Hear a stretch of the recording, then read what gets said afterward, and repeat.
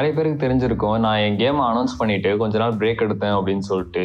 கொஞ்ச நாள் இல்லை, கொஞ்சம் நிறைய மாசமே ஆயிடுச்சு. பட் இந்த கேப்ல நான் நிறைய விஷயம் வந்து கத்துக்க ஆரம்பிச்சேன். லைக் ப்ரோக்ராமிங்கா இருக்கட்டும், ஒரு கேம் டிசைனா இருக்கட்டும், ஸ்டோரியா இருக்கட்டும் சொல்லிட்டு இந்த எல்லா ஆஸ்பெக்ட்ஸ்லயும் நிறைய விஷயம் கத்துக்க ஆரம்பிச்சேன். ஸோ அதனால அப்போ இருந்த என் மைண்ட் செட்டுக்கும் இப்போ இருக்க என் மைண்ட் செட்டும் டோட்டலா வேறையா இருக்கு. அண்ட் அந்த சேஞ்ச் வந்து எப்படி என் கேம் அஃபெக்ட் பண்ணிருக்குன்னு சொல்லிட்டு தான் இந்த வீடியோல பார்க்க போறோம். அண்ட் இன்னொரு முக்கியமான காரணம் எதுக்கு இந்த வீடியோ கிரியேட் பண்றேன்னா, இதுக்கு மேலேயும் நான் என் கேம் ஐடியா வந்து சேஞ்ச் பண்ண விரும்பல. எப்படியாச்சும் இந்த ஐடியாவை ஃபிக்ஸ் பண்ணிட்டு இதை கம்ப்ளீட் பண்ணி ரிலீஸ் பண்ணணும். ஸோ இந்த டெவலாக் சீரிஸ் ஸ்டார்டிங்லேயே சொல்லியிருப்பேன், என் கேமோட ஐடியா இதுதான். அண்ட் என் கேமோட look and feel and game play எல்லாமே இப்படி தான் இருக்க போகுது அப்படின்னு சொல்லிட்டு. பட் இதெல்லாம் எப்படி ஸ்டார்ட் ஆச்சுன்னு பார்த்தீங்கன்னா, எனக்கு சின்ன வயசுலேருந்தே பார்த்தீங்கன்னா சயின்ஸ் ஃபிக்ஷனாலே ரொம்ப பிடிக்கும். நான் சின்ன வயசில் பார்த்த கார்ட்டூனாக இருக்கட்டும், ஆர் மூவிஸாக இருக்கட்டும், இதுலேருந்து பார்த்தீங்கன்னா சயின்ஸ் ஃபிக்ஷனுங்கிறது தான் என்ன எப்பவும் ஃபேவரட்டாக இருந்திருக்கு. அண்ட் இந்த கேமோட ஐடியா ஸ்டார்டிங்கில் யோசிக்கும் போதும் அதுதான் என்ன இன்ஃப்ளூயன்ஸ் பண்ணுச்சு. லைக் இந்த சயின்ஸ் ஃபிக்ஷன்லேயே ரொம்ப குறிப்பாக சொல்லணும்னா, எனக்கு இந்த ரூட்டடான ரொம்ப கிரவுண்டடான சயின்ஸ் ஃபிக்ஷன் ஐடியாஸ்லாம் ரொம்பவே பிடிக்கும். லைக் எப்படி சொல்கிறேன்னா, நிறைய பேர் இன்செப்ஷன் படம் பார்த்துருப்பீங்க. ஸோ அதில் எப்படி ஒருத்தர் ட்ரீமை வந்து இன்ஃபில்ட்ரேட் பண்ணுறதுன்னு சொல்லிட்டு ஒரு காம்ப்ளெக்ஸான ஒரு சயின்ஸ் ஃபிக்ஷன் ஐடியாவை எடுத்துக்கிட்டாலுமே அதை வந்து எந்த ஒரு ஹைஃபையான எந்த ஒரு ஃபியூச்சரிஸ்டிக்கான மிஷின்ஸோ ஹோலோகிராம்ஸோ அந்த மாதிரி வச்சு அதை பண்ணாமல் ரொம்பவே சிம்பிளாக ஒரு சூட்கேஸ்குள்ளே இருக்க ஒரு மிஷினை வச்சு அதை பண்ணுறது மாதிரி ரொம்ப பிலீவபிளாக எடுத்திருப்பாங்க. அண்ட் அந்த மாதிரி தான் சொல்கிறேன், ரொம்பவே கிரவுண்டடாக ரொம்ப பிலீவபிளாக இருக்க சயின்ஸ் ஃபிக்ஷன் ஐடியாஸ்லாம் எனக்கு ரொம்பவே பிடிக்கும். ஸோ என் கேமோட ஐடியாவும் அதே மாதிரி ஒரு கிரவுண்டடான சயின்ஸ் ஃபிக்ஷன் பேஸ் பண்ணி தான் இருக்க போகுதுன்னு சொல்லிட்டு நினச்சேன். பட் அதை ஒரு கேமாக டெவலப் பண்ணும்போது நம்ம அதை கேமிஃபை பண்ண வேண்டியதா இருக்கும். ஸோ அதனால ஒரு சில ரியலிசம்ஸ் நம்ம சாக்ரிஃபைஸ் பண்ணி தான் ஆகணும்.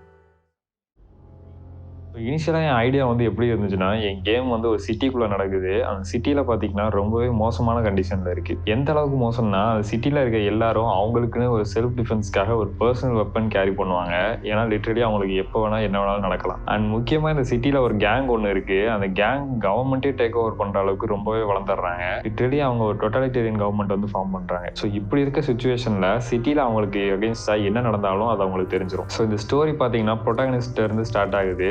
பத்தி சொல்லணும்னா, அவர் ஒரு கார்ப்பரேட் கம்பெனில ஒர்க் பண்றாரு. And he lives a very boring life. And இந்த போரிங்கான ரொட்டீன்னால அவர் ரொம்பவே ஃபெட் அப் ஆயிடுறாரு. அப்படி இருக்கும்போது அவர் ஒரு நாள் ஒர்க்கை முடிச்சுட்டு ஃபர்ஸ்ட் டைம் அவர் ட்ரிங்க் பண்றதுக்காக ஒரு பாருக்கு போறாரு. அங்க பாத்தீங்கன்னா ஒரு வயசான பார்டெண்டர் ஒருத்தர் இருக்காரு. ப்ரோட்டாகனிஸ்ட் பார்டெண்டர் நிக்கிற டேபிள் கிட்ட இருக்க சேர்ல உட்காந்து ரிலாக்ஸ் பண்ணும்போது அவரோட வெப்பன் எடுத்து மேல வைக்கிறாரு. பார்டெண்டர் அவர் இதுக்கு முன்னாடி பார்த்தது இல்ல. ஸோ அவரை பத்தி கேட்டுட்டு இருக்கும் போதே அந்த வெப்பனை பார்த்து ஷாக் ஆகிடுறாரு. என்னன்னு பாத்தீங்கன்னா, அந்த கேங்கோட லீடர் அண்ட் இந்த கேமோட ஆன்டாகனிஸ்ட் வந்து அந்த வெப்பனை அவருக்கு வேணும்னு சொல்லிட்டு அந்த கேங் தக்ஸை சர்ச் பண்ண சொல்லி ஆர்டர் கொடுத்திருக்காரு. ஏன்னா அவருக்கு யூனிக்கான வெப்பன்ஸை கலெக்ட் பண்றது ஒரு ஹாபி. பட் இதுல சோகம் என்னன்னா, ப்ரோட்டாகனிஸ்ட் போயிருக்க பார் அந்த கேங்கோட தான். பட் லக்கிலி அந்த பார்டெண்டர் பாத்தீங்கன்னா அந்த கேங்க் அகைன்ஸ்டா தான் இருக்காரு. ஏன்னா ஆன்டாகனிஸ்ட் பாத்தீங்கன்னா அந்த பார்டெண்டரோட லாயல்ட்டினால அவரை மல்டிபிள் டைம்ஸ் க்ளோன் பண்ணி சிட்டி ஃபுல்லா இருக்க அவரோட எல்லா பார்லையுமே இவரை தான் பார்டெண்டரா போட்டிருக்காரு. முக்கியமா அந்த க்ளோன்ஸோட மைண்ட்ஸ் எல்லாமே கனெக்டடா இருக்கும். ஸோ ஒருத்தருக்கு ஒரு விஷயம் தெரிஞ்சதுன்னா எல்லா க்ளோன்ஸுக்குமே அது தெரிஞ்சிடும். இது பார்டெண்டருக்கு ரொம்பவே பெயின்ஃபுல்லா இருந்திருக்கு. அதனால ப்ரோட்டாகனிஸ்டுக்கு சப்போர்ட் பண்ணலாம்னு முடிவு பண்றாரு. சின்ஸ் ப்ரோட்டாகனிஸ்ட் வந்து அவரும் அவரோட டெய்லி ரொட்டீனை ஹேட் பண்றதுனால அந்த கேங்க் அகைன்ஸ்டா ஃபைட் பண்ணலாம்னு டிசைட் பண்ணிடுறாரு. அண்ட் பேசிட்டே இருக்கும் போதே அந்த ப்ரோட்டாகனிஸ்டை தேடி கேங் மெம்பர்ஸ் வந்துடுறாங்க. அண்ட் அப்போதான் அந்த கேம் ஸ்டார்ட் ஆகுது.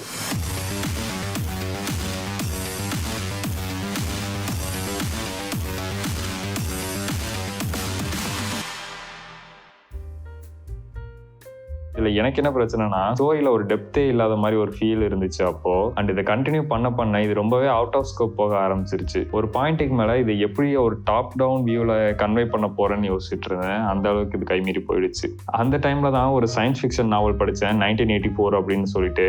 அதுவும் பாத்தீங்கன்னா இதே மாதிரி ஒரு டோட்டலிட்டேரியன் கவர்மெண்ட்டை பேஸ் பண்ணி தான் இருக்கும். அதை படிச்சதுக்கு அப்புறம் ஒரு ஐடியா கிடைச்சது, லைக் எந்தெந்த மாதிரிலாம் டீடைல்ஸ் ஆட் பண்ணி ஸ்டோரியில வந்து ஒரு டெப்த்தை வந்து கிரியேட் பண்ணலாம் அப்படின்னு. ஸோ எல்லாத்தையும் ட்ராப் பண்ணாம இதை பேஸ் பண்ணியே ஒரு ஆக்ஷன் கேமுக்கான ஒரு பேசிக்கான ஸ்டோரி ரெடி பண்ணலாம்னு முடிவு பண்ணேன். பட் கொஞ்சம் டீடைல்ஸோட ரைட் பண்ணலாம்னு டிசைட் பண்ணியிருக்கேன். ஸோ அப்படிதான் இப்போ ஒரு ஐடியா வந்து ஃபிக்ஸ் பண்ணியிருக்கேன். இப்போ இருக்க ஐடியா என்னன்னா, அதே மாதிரி தான் அந்த சிட்டி ஒரு மோசமான கண்டிஷன்ல தான் இருக்கு. அண்ட் அதே மாதிரி ப்ரோட்டாகனிஸ்ட் ஒரு கார்ப்பரேட் கம்பெனில ஒர்க் பண்றாரு. அண்ட் அந்த சிட்டி அந்த கேங்கோட கண்ட்ரோல்ல தான் இருக்கு. பட் சேஞ்ச் என்னன்னா, அந்த சிட்டி ரொம்ப ஒஸ்டான கண்டிஷன்ல இருக்கனால பீப்புள் எல்லாருமே ஒரு விர்ச்சுவல் சிமுலேஷன்ல இருக்க சிட்டில வந்து லிவ் பண்றாங்க. அண்ட் அந்த சிமுலேஷனை பில்ட் பண்ண கம்பெனில தான் ப்ரோட்டாகனிஸ்ட் ஒர்க் பண்ணியிருக்காரு. அண்ட் அந்த கேங் இந்த சிமுலேஷனை தப்பா யூஸ் பண்ண போறது தெரிஞ்ச தெரிஞ்சு இந்த சிமுலேஷன்ல இருக்க லூப் ஹோல்ஸ் அண்ட் பக்ஸை வந்து ப்ரோட்டாகனிஸ்ட் அவருக்கு சாதகமா யூஸ் பண்ணி அந்த கேங்கை வந்து ஃபைட் பண்றாரு. ஸோ இதுதான் இப்ப இருக்க ஸ்டோரியோட பேசிக் ஐடியா. இப்போ இதை ரைட் பண்ணும்போது இதை எப்படி இந்த ஐசோமெட்ரிக் வியூல வந்து பிளேயருக்கு கன்வே பண்ண போறோம்னு எல்லாத்தையும் கன்சிடர் பண்ணி தான் ரைட் பண்ணிட்டு இருக்கேன். அண்ட் இது ஒரு ஆக்ஷன் கேமா இருக்கிறதுனால வளவலன்னு ஸ்டோரியை சொல்ல போறது இல்ல, பேசிக்கா பிளேயர் தெரிஞ்சுக்க வேண்டிய விஷயத்த மட்டும் ரைட் பண்ண போறேன். ஸோ இப்போ என் கேமோட கேம் பிளே வந்து எப்படி இருக்க போகுதுன்னு பார்ப்போம். ஆப்வியஸ்லி நான் முன்னாடி சொன்ன மாதிரி டூம் எட்டர்னலோட புஷ் ஃபார்வர்ட் காம்பேட் பார்த்து தான் இன்ஸ்பயர் ஆயிருக்கேன். அண்ட் இந்த கேம் பிளே டிசைனை பற்றி பேசும்போது நம்ம முக்கியமாக தெரிஞ்சுக்க வேண்டிய விஷயம் என்னன்னா கேம் பிளே லூப். அதாவது இந்த கேம் பிளே லூப் தான் உங்கள் பிளேயர் வந்து அவங்க கேமில் வந்து ரிப்பீட்டடாக பண்ணிக்கிட்டு இருக்க ஆக்ஷன்ஸை வந்து தான் இந்த கேம் பிளே லூப் அப்படின்னு சொல்லுவாங்க. அண்ட் இதை வந்து ஓவராலாக அவங்க கேம்லேயே இந்த ஆக்ஷன்ஸை தான் பிளேயர் ரிப்பீட் பண்ண போகிறாங்கன்னு சொல்லிட்டு பேசிக்காக டிசைன் பண்ணுறதை விட, ஸோ உங்கள் கேமில் பார்த்தீங்கன்னா இந்த மொமெண்ட் டு மொமெண்ட் பிளேயர் வந்து என்ன பண்ண போகிறாங்க அண்ட் ஒவ்வொரு லெவல்லையும் பிளேயர் வந்து என்னென்ன ஆக்ஷன்ஸ் பண்ண போறாங்க அண்ட் ஓவராலா உங்க கேம்ல வந்து பிளேயர் என்னென்ன ஆக்ஷன்ஸ் பண்ண போறாங்கன்னு சொல்லிட்டு, ஸோ இந்த மாதிரி டிஃப்ரெண்ட் லெவல்ஸ்ல வந்து உங்க கேம் பிளே லூப் வந்து டிசைன் பண்ணும்போது இது வந்து ஒரு லெவல் வந்து ஆட் பண்ணும்.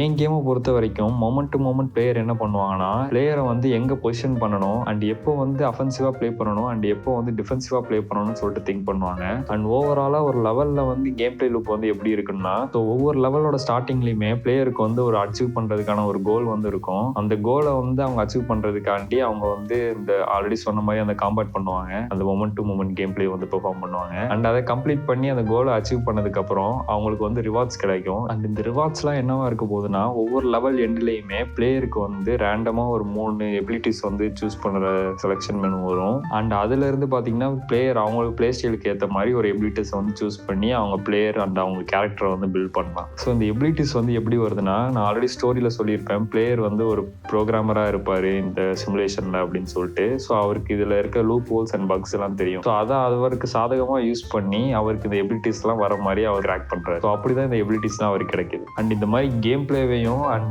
ஸ்டோரியையும் லிங்க் பண்றதுக்கு பேர் தான் லூடோ நரேட்டிவ் டிசனன்ஸ் அப்படின்னு வந்து சொல்லுவாங்க. அது வந்து ஒரு தனி டாபிக், அதை வந்து நம்ம செப்பரேட் வீடியோலயே பார்ப்போம். ஸோ இதுதான் என் கேமோட ஃபைனல் ஐடியா. இதுக்கு மேலே இதை வந்து கொஞ்சம் கூட நான் சேஞ்ச் பண்ண போறதா இல்லை. அண்ட் என் செகண்ட் பிரைன் வீடியோவில் சொல்லியிருப்பேன், நான் வந்து இந்த சின்ஸ்பயர் ப்ராஜெக்டை மேனேஜ் பண்றதுக்கு வேற ஒரு டூல் வந்து யூஸ் பண்றேன் அப்படின்னு சொல்லிட்டு. அது என்னன்னு பார்த்தீங்கன்னா கிளிக்கப். ஸோ இப்போ என் கேம் ஐடியா வந்து ஃபைனலைஸ்ட் ஆனதுனால என் கேம்ல இன்னும் என்னென்ன மெக்கானிக்ஸ்லாம் தேவைப்படும்னு சொல்லிட்டு எனக்கு கிளியரான ஒரு ஐடியா இருக்கு. ஸோ இந்த கிளிக்கப் யூஸ் பண்ணி அந்த மெக்கானிக்ஸ்லாம் ஆட் பண்ணி ஈஸியாக நான் மேனேஜ் பண்ண முடியுது. ஸோ இந்த கிளிக்கப்ங்கிற டூல் பார்த்தீங்கன்னா கிட்டத்தட்ட நோஷன் மாதிரியே தான் இருக்கும். பட் ஆனால் எதுக்கு நான் நோஷனுக்கு பதிலாக இந்த கிளிக்கப்ங்கிற டூலை வந்து யூஸ் பண்றேன்னா, அண்ட் அதுக்கு முக்கியமான காரணம் நோஷன்ல இல்லாத 2 முக்கியமான ஃபீச்சர்ஸ் வந்து இந்த கிளிக்கப்ல தான் இருக்கு. என்னன்னு பார்த்தீங்கன்னா கூகுள் கேலண்டரோட சிங்க் பண்றது. எஸ், ஸோ இது வரைக்குமே நோஷன்ல இல்லாத ஒரு ரொம்ப ரொம்ப முக்கியமான ஃபீச்சர்ஸ் தான் இந்த கூகுள் கேலண்டரோட சிங்க் பண்ற ஃபீச்சர்ஸ். ஆனா அது பாத்தீங்கன்னா இந்த கிளிக்கப்ல இருக்கு. அண்ட் இன்னொரு முக்கியமான விஷயம் என்னன்னா, சப்போஸ் நீங்க ஒரு டீமா ஒர்க் பண்ணீங்கன்னா நோஷன் ஃப்ரீ வெர்ஷன்ல பாத்தீங்கன்னா இத்தனை பேர் தான் ஆட் பண்ண முடியும்னு சொல்லிட்டு ஒரு லிமிட் இருக்கு. பட் ஆனா கிளிக்கப்ல அந்த லிமிட் இல்லை. அண்ட் கடைசியா என்ன சொல்லணும்னா, நிறைய பேர் பாத்தீங்கன்னா பிளெண்டர்ல இருந்து யூனிட்டிக்கு வந்து அனிமேஷன்ஸோ 3D ஆப்ஜெக்ட்ஸோ இம்போர்ட் பண்ணும்போது நிறைய பிரச்சனை வந்து ஃபேஸ் பண்ணியிருப்பீங்க. அஃப்கோர்ஸ் நானும் பண்ணேன். அண்ட் அதெல்லாம் சரி பண்ணி ஒரு ப்ராப்பரான ஒர்க் ஃப்ளோ வந்து கண்டுபிடிச்சிருக்கேன். அந்த ஒர்க் ஃப்ளோ தான் நெக்ஸ்ட் வீடியோல ஷேர் பண்ண போறேன். டாடா, பாய்.